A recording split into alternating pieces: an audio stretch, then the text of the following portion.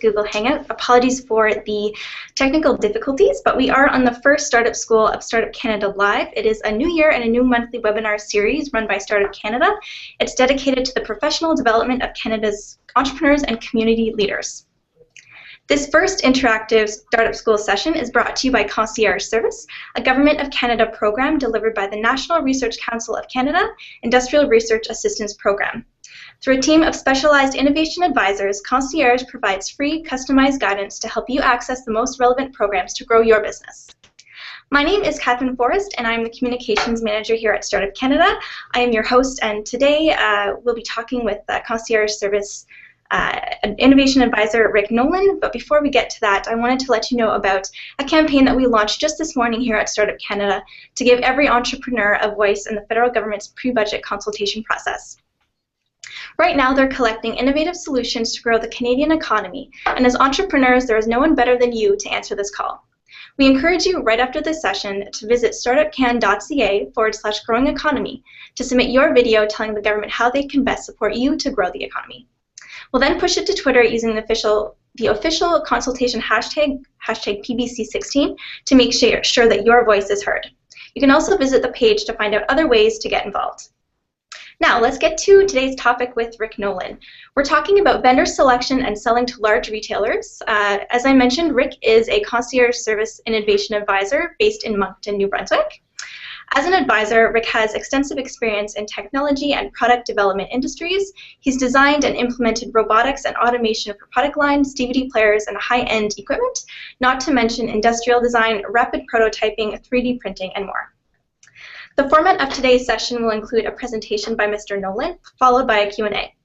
So all of you listening today can share your questions in the YouTube comment section or via Twitter using the hashtag StartupSchool at any time, and I'll ask these questions on your behalf during the Q&A. So welcome to the program, Rick. We're so happy to have you here today. Thank you, Catherine. Can you hear me correctly? I can, yes. Perfect. And you can see me on the screen?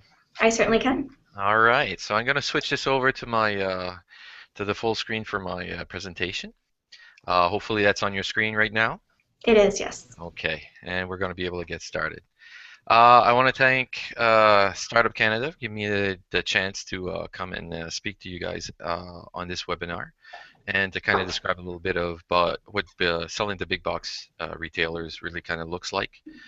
Before I do so, I want to try to take a little bit of time to explain what Concierge is, and I think Catherine did a really good job as discussing what we do. And the thing is, we're the innovation advisors that's across the country that try to help SMEs and entrepreneurs to kind of access the different types of fundings, expertise, programs, advice, and facilities that are out there. So the federal government's already realized that there's a lot of programs out there, and sometimes it's a little hard to decipher exactly what it applies to and who it applies to, and there's a lot of SMEs and entrepreneurs out there that have a difficulty kind of navigate through this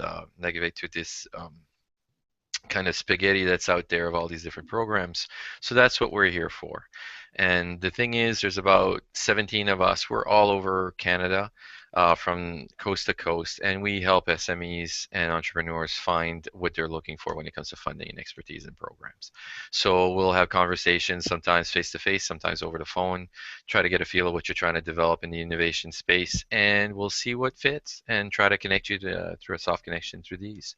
One thing I'd like to mention is all of the innovation advisors are really coming from industry. So like me, until I started with the Concierge Services about a year and a half ago, I spent about 20 years of my career in the industry. So I know a lot about how it works. I know the pains and the growing pains and all sorts of issues that go on from startups all the way to running your SMEs. I've run my own company also, so there's a lot of experience that comes from a lot of us. We've been in through a lot of backgrounds, because mine's more of an engineering kind of manufacturing backgrounds, but some are from VC backgrounds, some are in pharmaceuticals. So there's a lot of experience that you can tap into through the Concierge Services, and we're here. It doesn't cost you anything. This is a free kind of advice, expertise that you can tap into, and it's really at the most of the time an hour of your time to try to see what we can do to find things for you. So we help SMEs of all sizes and all stages of life, the life cycle that you have for an SME, for an entrepreneur, and help guide them into the programs and expertise. So whether it be universities or experts or centers of excellence, we can try to look into as much as funding. So we can do all that. So that in a nutshell is what concierge services looks like. And for now, we're going to go into the rest of the presentation, which is really the big box store market.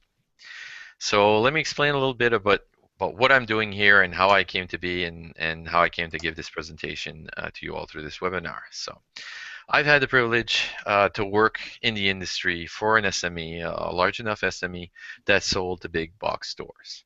And I want to tell you now, I'm far from being an expert in this environment, but I did learn a lot there. And my goal in this webinar is to transfer what I've learned and what I've seen in order to help others wanting to move in this direction. So if I leave you with this seminar knowing a little more about big box stores, knowing a little more about the way they function, and being at least a little more prepared to face them, if or when you choose to, then I'll consider this webinar to be a success. Okay, so let's get started.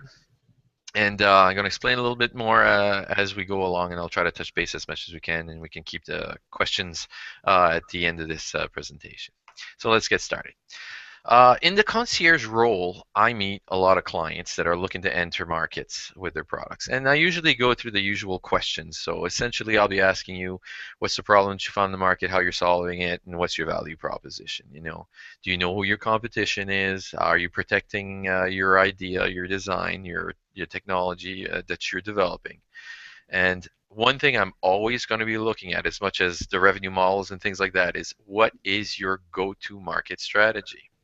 And the thing that I get once in a while is I'll have SMEs, they'll come to me and they'll say, well, I'm just going to sell it through Walmart. And this is usually where I give a bit of a sigh, because it's the just in that phrase. Just selling to Walmart is not that simple. And there are issues when it comes to that and how to approach these big box stores. Big box store market is a very powerful way to get your product exposure, okay, and to get large sales, but you need to be prepared, okay. And when I do this presentation, sometimes I ask, when it's in the conference somewhere, I'll ask for a show of hands of how many have heard of a company that's tried to make sales and stuff in the market to big box stores. And I usually get about half of the people raise their hands. And then I'll ask them, how many of you have heard these stories, but these stories were nightmares? And I usually get almost the same amount of hands. So the thing is, the way to be successful is to understand these organizations, to really understand what makes them tick. So the thing about big box stores is they're very demanding, and if you can prepare yourself properly, you can try to get away from these nightmares that are out there and be a success.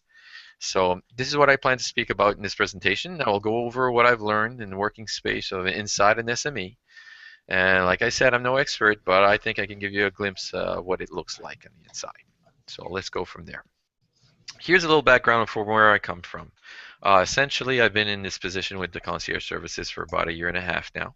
But prior to that, I was an engineering and R&D manager for a large enough SME.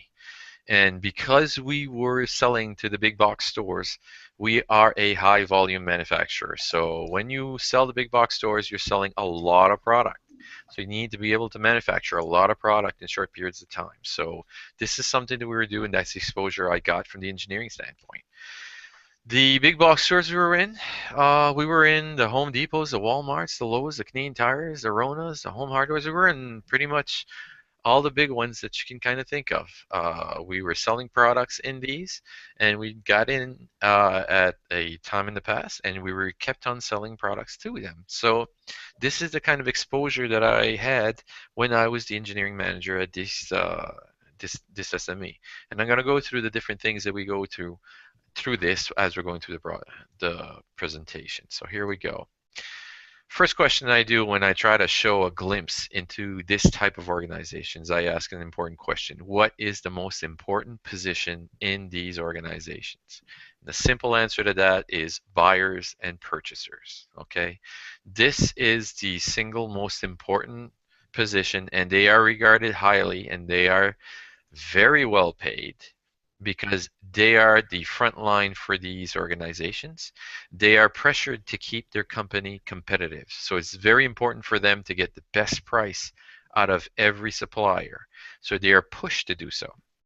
They have a lot of buying power because they represent a lot of sales for these SMEs. So they expect prices to be low.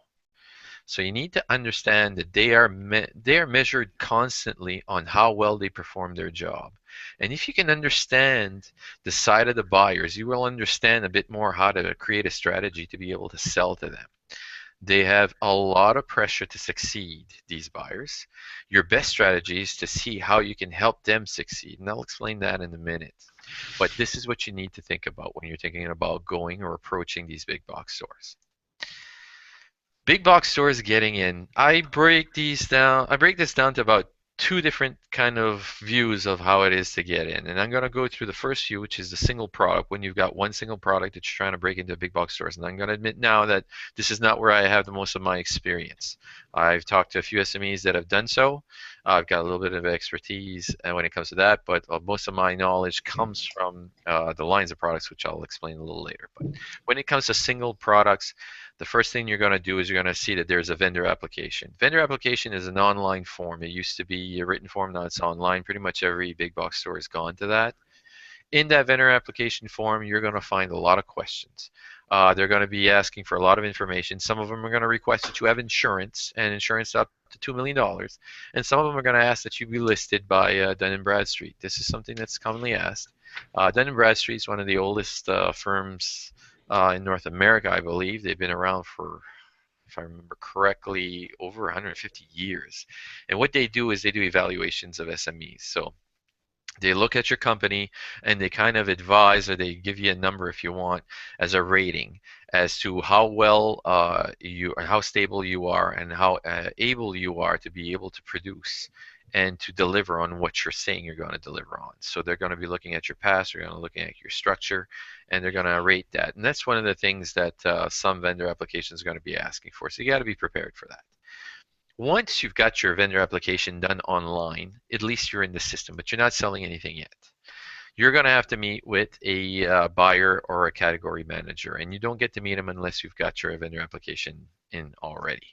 So once you get to that, you need to understand that these buyers or these category managers, which are the purchasers I was just talking about, they're the ones who decide whether or not you're going to be doing business with you. So you are going to be trying to get a meeting with them to try to show off your product and to try to pitch your product to get it to be sold in their big box store. Who pitches is a big question you should always ask yourself. You or a broker. Now, there are brokers out there that are doing this for a living. They do know how to do some presentations as big box stores. And they can really help SMEs and entrepreneurs that don't feel comfortable doing so or don't have a lot of experience doing so. So you have to look at whether or not you're going to need a broker, and that's something that only you can answer. Not all brokers are the same, and you need to realize that too. Like everything else, there are good ones and there are bad ones out there. It's like mechanics, it's like doctors, it's like lawyers. There are good ones and there are bad ones. You need to find a good one. So you need to go around and see if you want to go with a broker, find a broker that's got a reputation of succeeding. Talk to the people or the entrepreneurs, the SMEs that brokers have been working with, and try to define whether or not this is a broker for you. Normally, you'd want one that's accustomed to your industry, so that there is a better chance that they will know the buyer already. And a good one has a trusted relationship with the buyer. So if you've got a broker that's used to selling to this big box store that you're aiming at, in the category that your product's going to fall into, there's a good chance you can find a broker that has a relationship already, a trusted relationship with this buyer. So he's walking in the door, they already know each other. And if they have a trusted relationship, they know that they can trust this broker and whatever the broker brings to them. So the broker is going to evaluate you to see if you're a good fit too. And if it is a good fit, you can move forward that way. So that's always a good thing to do if you want to go with a broker. Find one that is used to the industry that you are in and knows the buyers. That's where you can really prepare properly. And your broker is going to have all sorts of questions, all sorts of ways of preparing a presentation for a buyer or category manager. So they're always good to have if you do have a good one. But choose wisely and try to choose a good one if you're not feeling comfortable with it. That's what a single product kind of looks like from what I've seen too. The other part is the line of products. Now, if you have if you're trying to get into a big box store with a line of products, it can be different. And this is where I got to get exposure from the SME I was with, because we used to have lines of products that we go in with. If you want to know what a line of products is, it's really simple. Walk into a big box store, you go down in one of their aisles, and you look at the shelving, and it's pretty much all products that are built by the same manufacturer. You'll find that, and I find some of that. I think lately I went into one of the big box stores and was looking at barbecue side of things, and like Broil King's big. There's a lot of big suppliers out there, and they own large amounts of different products that they sell to these lines of products. So they own the line and they own it there. And when you're going in for line reviews, if you've got a line of product that where you want to push out an existing supplier and replace it with your own, it's a little different than what a single product's going to be, because line products, when it comes to changing over, it's called a line review. Okay. When it comes to line reviews, number one, you're already in the system as your vendor application, and the purchasers or category managers, most likely category managers in this case, will already know you. That's what you want to be. You would have had a presentation of some sort to them already to kind of walk you in the door and to show that you're serious. But when it comes to line reviews are done probably every 3 to 4 years in most of these big box stores. And what they do in line reviews is they're going to invite you. So you are invited at a line review where you are not just simply given the chance to just walk in and present. You are invited. And they're going to invite you as the new suppliers and any other of your competition also, and the existing supplier that's already on the shelf. So you're going to go in and you're going to be going head to head with them. Another thing you need to realize is sometimes two suppliers are chosen when they do these line reviews, because when they do a line review, they're going to be looking at the existing client or the existing supplier. They're going to look at yours. They're going to decide who's going to be the supplier for the next 3 to 4 years until the next line review. And sometimes they choose two suppliers. So you and the competitor can both be chosen at these. And what they do is they usually break it down to you getting half of their stores, and the other supplier, the other competitor of yours, might have the other half. The reason some of them do this is because they want to make sure that if ever something goes wrong and you go under, that they're not stuck without any supplier for this product. So this is something that happens a lot. So you got to keep that in mind also. You might not have everything from that big box store that you're going at. You might end up with half, and that is something that we had seen too. What you have to understand too is when you're going to a big box store, you need to have a strategy. It is not just a product. You need to have a strategy. And when it comes to line reviews, this is where it shows even more. Because one of the line reviews that I've seen one of the big box stores do is called a store setup that they do at the corporate office kind of presentation. They will invite you down to the corporate office and they're going to bring you to a section. It's a warehouse. You walk into the warehouse and you're going to look at all the shelving that's all over the place. And they're going to show you shelving that's going to look exactly, and the layout that's going to look exactly as the inside of one of their stores. What they do is they ask you to do a presentation. So they'll ask you to come down. If you've got a meeting on a Monday, they're going to ask you to come down the previous Monday, so a week ahead of time. And they will ask you to set up. They're going to give you the week to set up the whole aisle or the whole setup to show how your product's going to look like in their stores on the shelves. So you have a week to set up, and then you're going to prepare for your presentation. And if it's the following Monday, the category managers are going to be there. There might be VPs. There's all sorts of people are going to be there to evaluate what you have. So you're going to need to show your product on the shelf exactly as it's going to look like, and you're going to have to show also kind of a user experience, kind of how the user is going to feel, what it's going to look like to come down that aisle and to see all your products and to want to buy your products. What's going to entice them to buy the products? What's going to show them that they understand exactly what your product does and going to be able to buy, because that's what they're there for. Okay, so it's something that you need to do. You need to understand that you're not only showing your product and its worth to the users, but you must show how it will look like on the shelf and helping it sell itself. So that's something you're going to want to do. Now, when it comes to strategies, and I mentioned this before, You are not selling to simply your client or your user. And this is something I tell people because a lot of times your pitch is kind of focused on the user itself, and that's how you do your sales. And you show the user or the buyer, this is how you use it, this is how you're gonna love my product, it's solving this issue and stuff. And that's good. And it is true that you need to show how great your product is, but it also has to show how it will be seen and accepted by the users, but that's only half the sale. You need to show that it will fly off the shelf and make money for this distributor, because really you're meeting with a distributor. Okay, they are there to make money and you have a great product, but the bottom line is their bottom line. They're looking to make money with this, so you need to show that. So you need to have a strategy for that.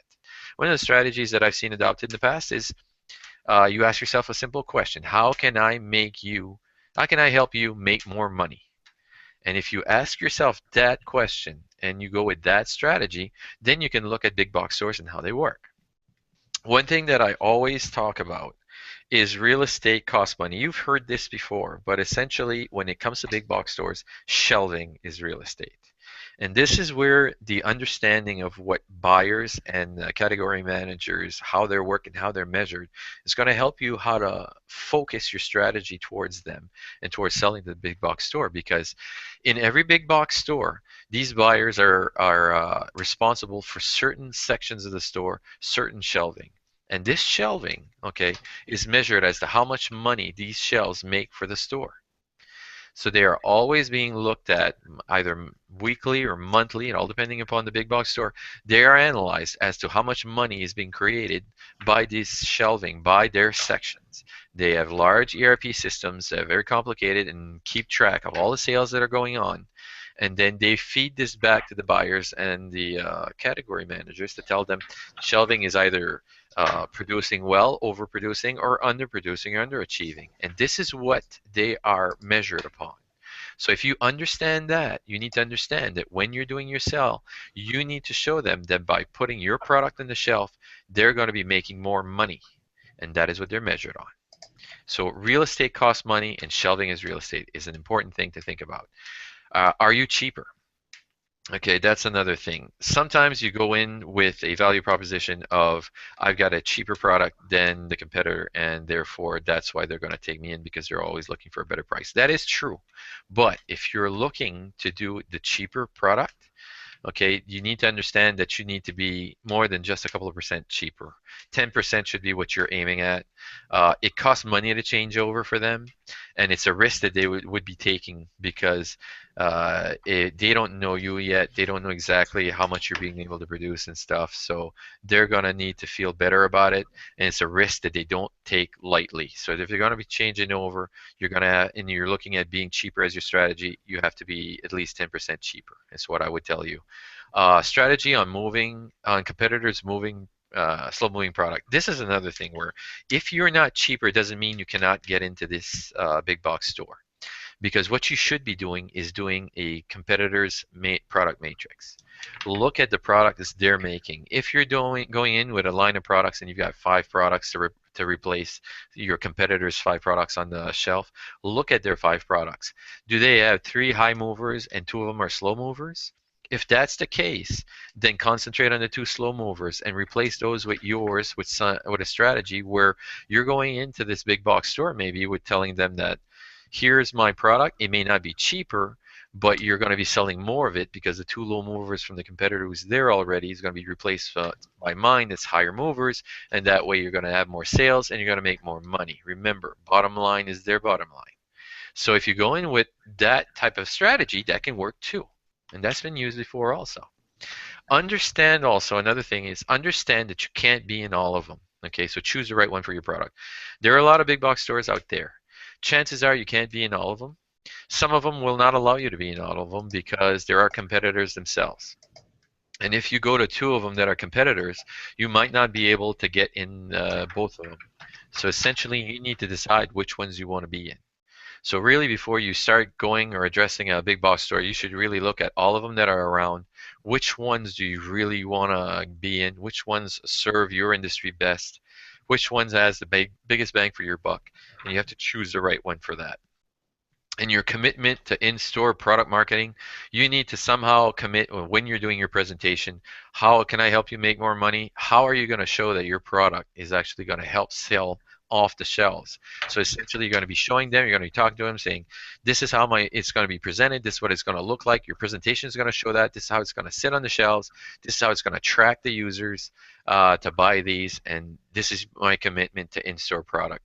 So sometimes you're going to have displays that you're going to send to the stores to show, to help market it and stuff like that. And that can be important too. So make sure that you look at these things for your strategy to try to protect. And this is just part of it. There's a lot more to strategies, but these are part of the things that I've seen in my past. Product safety. When it comes to big box stores, and I can't stress this enough, you need to look at a lot of different issues, and product safety is one of them. Safety standards, okay, and them maybe not being met, or the product safety itself, is a liability for them also as for yourself. So they are going to be looking at your product, and they're going to be looking if it needs to meet any safety standards, whether it be CSA, like the Canadian Safety Association, or Underwriters Laboratory, which we all know as UL for the US safety standards, or even Conformité Européenne, which is the Europe CE standard too. These are all made safety standards to make products so that you can follow guidelines to make sure your product is safe for the users. They're going to be looking at it too. Okay, and they have lawyers on staff. These are big organizations, and I don't need to tell you, sometimes lawyers are nervous. They will be going through your product with a fine-tooth comb, and they will also look to see that your product can't be misused and become a hazard. Sometimes there are products that are used unlike the way they're supposed to be used and developed, and can be dangerous. And if it can be used that way, they're going to make sure that you have markings on it saying you can't use it that way. So there's a lot of issues when it comes to safety standards, and this is going to be part of the analysis. They're going to be looking at it from a safety standpoint. So you got to know the safety standards you're supposed to meet, make sure you meet them. Other requirements I've seen in the past, ROSH compliancy. I don't know if there's many people out there that know what ROSH is, but to give you a short kind of Cole's look at it, it's ROSH really represents restriction on hazardous substances. This is a European standard. At least it started in Europe. It's being applied pretty much everywhere now. I think it started off maybe 10, 15 years ago. It's usually made or understood to be lead in your electronics, and that is true to make sure that there's no lead in your electronics, because electronics eventually wear out and then are being thrown into the landfills, and if there's lead in it, there's a lot of contamination that goes on. The lead in the electronics is slightly a misconception too, because it's not just for lead. It touches on about 5 or 6 different materials like lead, mercury, cadmium, chromium, I believe. There are some toxic and non-toxic chromium, I believe, but the toxic ones for sure, and some flame retardants, which I can't really pronounce. But you can look these things up, and some materials they use also in like PVC wiring for flexibility and things like that for wiring that they want to make sure is not in it. So they might be asking you for ROSH compliancy products. So you need to look into stuff like that to make sure that if you have a product that it does meet ROSH compliancy. Canadian content, but could be another question. I believe it was Costco that had asked us to make sure that 50% of the content of your product was made in Canada. So that could be a question. Other things like building code is something they ask sometimes. If you're creating something that's going to be used in the building code, that it meets building code requirements. They can be asking you to meet Energy Star, that little blue sticker that you see on the screen that a lot of people run for, because essentially if they know that there are a lot of products that meet Energy Star, they want to make sure the same are in their stores, because they know sales can be attached to these. And I've even seen questions of labor law questions. And the thing is, labor law questions, depending upon where you're having your product develop, or the components of your product develop, could be in countries where labor laws are not followed, and that can be a big issue for them. And the reason I mention all of these is because sometimes you can meet with a big box store, have your presentation, sign the dotted line because you finally get actually a sale out of it, and then they turn around and they start talking about all these little things in fine print, like the safety standards or ROSH compliancy or labor laws or things like that, and they're forcing you to meet these. And if they do, that means that you need to change your product, and you might need to get more or different types of components. It's going to raise the price of your product, but you're already signed in to a certain price level already. And this is where the nightmares sometimes come from. So you have to know these things and really understand the fine print of what they're looking for and what they can be asking for. And do you meet it or not?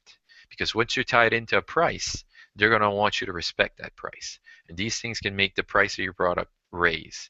So keep an eye on these, and I'm going to mention some more as we go along. But these are just a 10,000 foot overview of what you need to keep an eye on.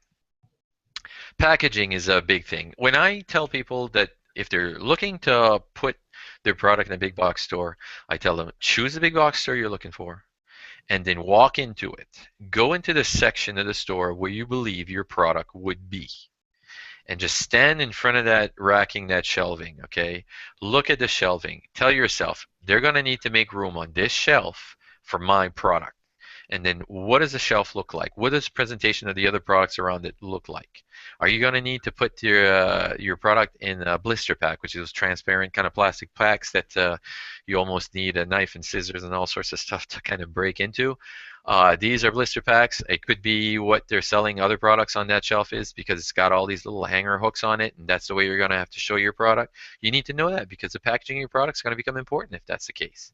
Can you put it on a box? And can you stack these boxes on these shelves and have marketing on it? This can help with the display. But I mean, if you go into the packaging with boxes and you're trying to place it in a section of the store that's all blister packs, it can be a little complicated. You might end up on the bottom shelf and get less exposure. So really look at where it's going to be. And sometimes there are delivery boxes that your product comes in that can flip in. I've seen clients do this. It comes in a box, in a shipping box, and the box kind of opens up and flips into and becomes a display stand. And you usually bump into these into the alleys and stuff like that in the rows that they have in these big box stores. They help with the marketing. So this might be something like a strategy that you want to take on, but look at where you're going to be in that store and you'll see it. Another issue I've seen in the past you've got to keep an eye on, shipping.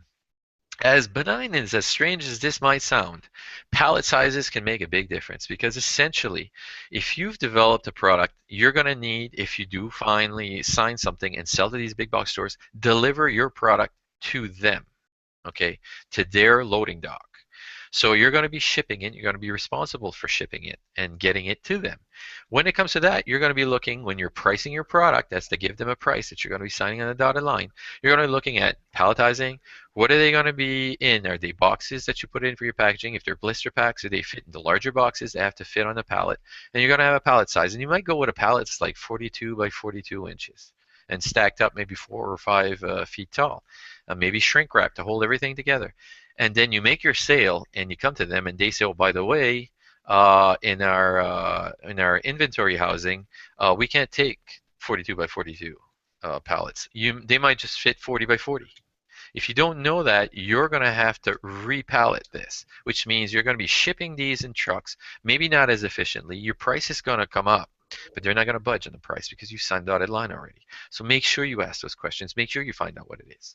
Another thing I tell them, payment sometimes goes out to 90 days after receiving product. This can be a big deal because essentially if you do sign the bottom line and you do produce, you need to buy your components, have them shipped to you, pay your manufacturing people in process, pay the packaging and everything, get everything shipped to their site, and then 90 days later you get paid for it. This is what can happen. So these payment plans, the fine print when it comes to that, make sure you look into it because this is a long time to shoulder that amount of costs.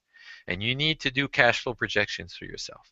You need to be able to look forward and say, can I do this? And if I can't, can I get help to do this? Okay. Another thing that people might not realize is most of the time these mail-out flyers that you receive in the mail every week, these products that are in it, they pay for this. So you might be asked to pay a certain amount to get your product in their flyers. So you have to look into these things. This is really important. Lead time. Okay.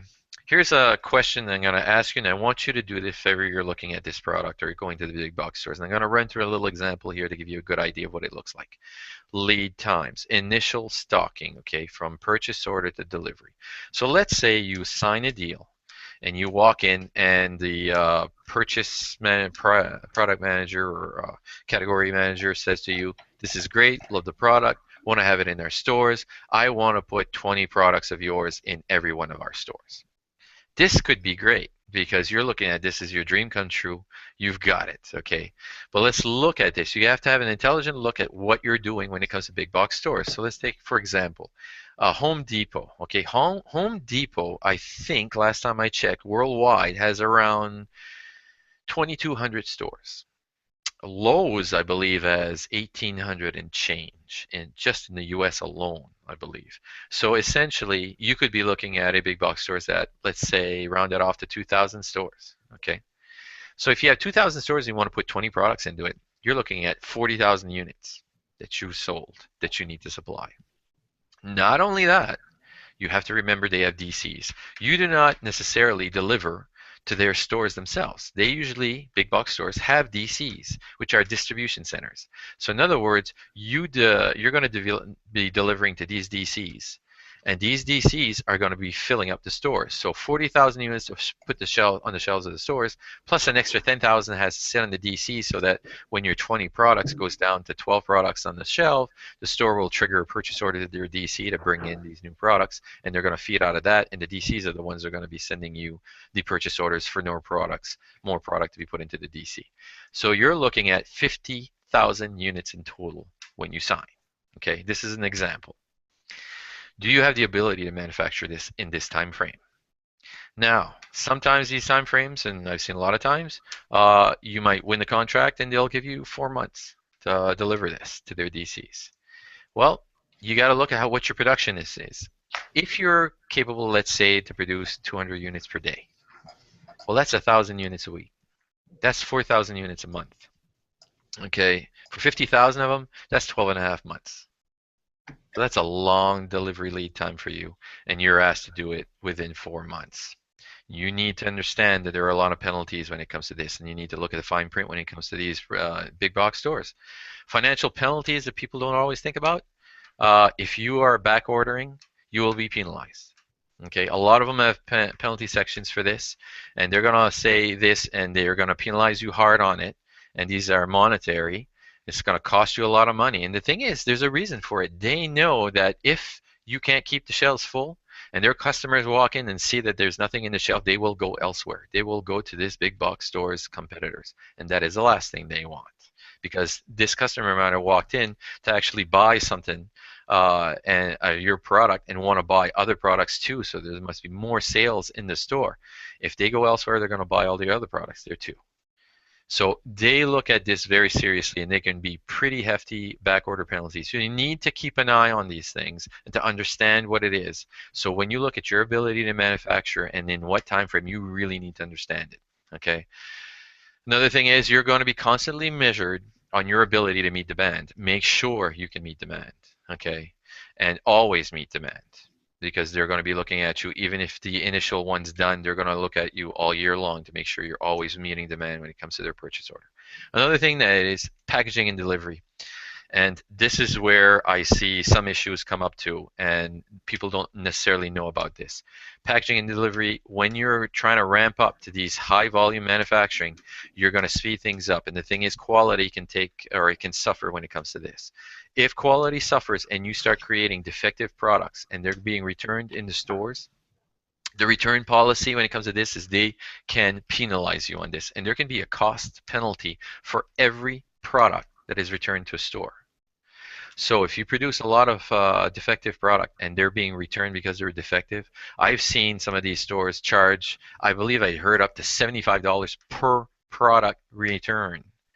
So if you're selling it for $10, that means the next 7.5 products that you sell to them are for free, because you're paying for that defect. And the thing is, they charge this because they, number one, they've got a client that's unsatisfied with them, and they're going to blame the client's going to blame them too. Two is they need to segregate the product now, because your product comes in, they got to bring it into inventory. You can't put it back with the rest of the inventory that's supposedly good. They're going to need to segregate this into a defective product section. It costs them money, and all of this time and the people behind the counters and stuff costs a lot of money for them, and they know they're losing money off of it, and they're going to put that cost back onto you. So you need to understand, if they do have defective product return policies, you need to know what it is. So be sure you understand this, and understand that when you're ramping up your production, that the defective product can cost you. So keep an eye on that. There's buyback policies. Let's say you are selling through them and you're selling for a couple of years, and now you've got version 2 of your product and you want to send that out there. They can ask you to take back whatever they still have on the shelf of version 1. So understand that and try to deplete that and use some strategies to make sure, because it can cost you to take back product.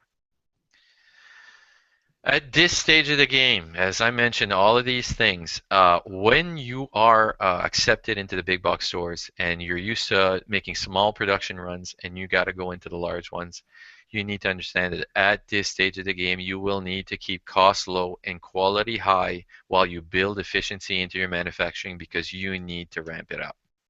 And the thing is, when you are scaling, scaling up is never simple. It is complicated. There are a lot of issues to it. It's not as easy as saying I have one machine that builds my product. I'll just buy 5 more and we're going to go 5 times faster. Okay, there's all sorts of issues, all sorts of time constraints. You might have to introduce some automation, even robotics. I've seen it in the past. Quality control system, as I mentioned, because your defective product cannot be sent out there like that, because you're looking at getting there not to get those big penalties for not having produced on time. That you're pushing things out the door, your quality can suffer. You need to have a really good quality control system to make sure that the quality stays there, because as I mentioned, there can be financial issues when it comes to returns from your product. So look at that. Okay, keep an eye on that. Really understand what you need to achieve here. Scaling is a very complicated task, and it must never be taken lightly. Okay, there are many issues to it. Financing, as I mentioned, production all the way to payment. Make sure that you got a good cash flow. You're going to be able to do this. It might be looking at VCs. It might be looking at banks. It might be looking at a lot of different things. So there are a lot of programs that are out there that can help you. That kind of comes back to the concierge services kind of deal and all the programs that you can find. Sometimes developing products in CERC, NRC IRAP can be used, IRAP projects. ACOA is actually a East Coast one, but there's FedDev Ontario. There's all sorts of programs out there that can be used all across Canada. You could be tapping into the BDCs, the EDCs, your banking, all sorts like that, even the provincial programs. SHRED can be another one that CRA does offer. And there's a lot more. So there's a lot of programs out there that can help you do this. You can tap into it. And like I tell you, these programs, I show this slide a lot. This is a fraction of the programs that are out there. There are a lot of them that you can tap into. They're good. They can help. And a lot of them are financing programs too when it comes to different aspects of what your product development all the way to commercialization and getting into the market. So it is good to touch base on all of these. All right, and they can help. And one way that you can, if you're having trouble finding them and stuff like that, is through the concierge services. And that is what I do. So this is a little photo of what I look like. This is my email and stuff. We have a 1-800 number, which they will put you into contact with whichever concierge advisor that's in your region to be able to help out. Monday to Friday is what this 1-800 number is open from 7:30 a.m. 7:30 p.m. Eastern Standard Time. And we also have conciergeinnovation.gc.ca, which is our website, which you can tap into to find out if there's any programs. We have a list of programs there where it's kind of like a self-serve too, so you can take a look at the different programs that are out there. And if you're wondering if you're a fit and stuff, or wonder if there's anything else, or you're looking for anything specific, you can always call in and get in touch with one of us, and we can get in touch with you and see what we can do to help you out. Okay, this is my presentation.